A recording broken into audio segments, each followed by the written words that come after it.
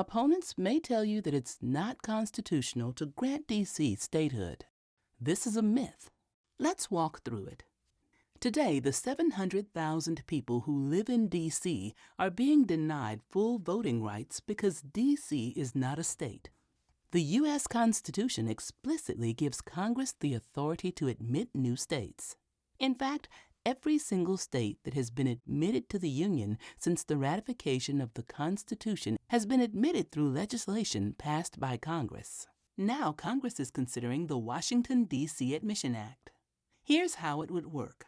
The proposal would carve out federal land, including the White House, the Supreme Court, the U.S. Capitol Building, and the National Mall, to create a separate federal district.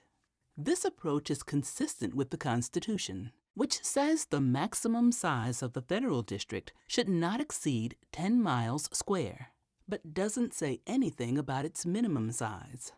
The federal district would be 2 square miles and be called the U.S. Capitol, complete with all the landmarks and monuments where they've always been.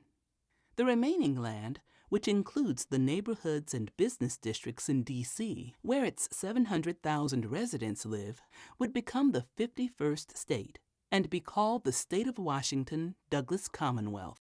Just like neighboring states Virginia and Maryland, the new state would have no jurisdiction over the U.S. Capitol. Congress has previously reduced the size of the capital city, so we know they have the constitutional right to do it again.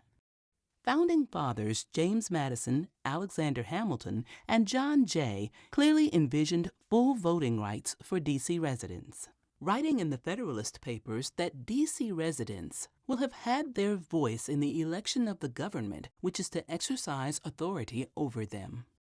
Yet to this day, the 700,000 people who live in D.C., the majority of whom are black and brown, are being denied full voting rights because D.C. is not a state.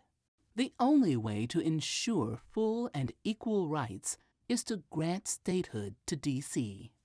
Learn more at acludc.org/statehood.